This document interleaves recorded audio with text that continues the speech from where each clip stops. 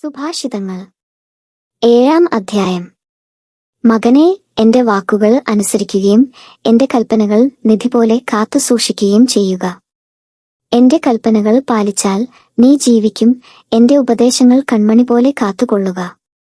അവ നിന്റെ വിരലുകളിൽ അണിയുക, ഹൃദയഫലകത്തിൽ കൊത്തിവയ്ക്കുക.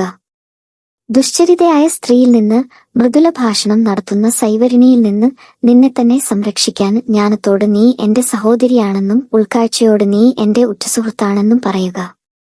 ഞാൻ വീടിന്റെ ജനാലയ്ക്കൽ നിന്ന് വിരിക്കിടയിലൂടെ വെളിയിലേക്ക് നോക്കി. ശുദ്ധഗതിക്കാരായ യുവാക്കളുടെ കൂട്ടത്തിൽ ബുദ്ധിശൂന്യനായ ഒരുവനെ ഞാൻ കണ്ടു. അവന് വഴിക്കോണിൽ അന്തിമിനുക്കത്തിൽ രാത്രിയുടെയും ഇരുളിന്റെയും മറവിൽ അവളുടെ വീട്ടിലേക്കുള്ള വഴിയിലൂടെ നീങ്ങിക്കൊണ്ടിരുന്നു. അപ്പോൾ കുടിലഹൃദയായ അവൾ വേശ്യയെപ്പോലെ ഉടുത്തൊരുങ്ങി അവനെതിരെ വന്നു. അവൾ ഉച്ചത്തിൽ സംസാരിക്കുന്നവളും തന്നിഷ്ടക്കാരിയുമാണ്. അവൾ വീട്ടിൽ ഉറച്ചിരിക്കാറില്ല. തെരുവിലും ചന്തയിലും ഓരോ മൂലയിലും മാറി മാറി അവൾ കാത്തിരിക്കുന്നു. അവൾ അവനെ പിടികൂടി ചുംബിക്കുന്നു.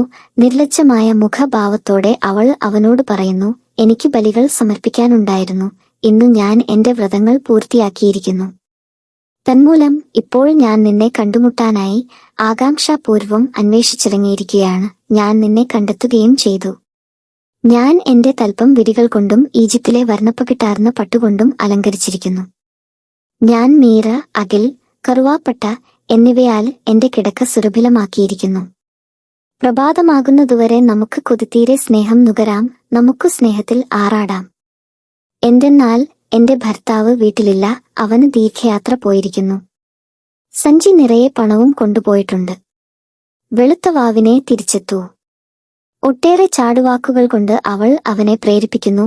മധുരമൊഴിയാൽ അവൾ അവനെ നിർബന്ധിക്കുന്നു.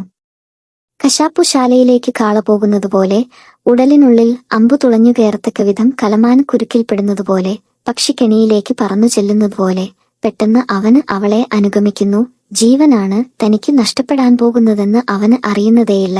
ആകയാൽ മക്കളെ, ഞാൻ പറയുന്നത് ശ്രദ്ധിച്ചു കേൾക്കുവിന്.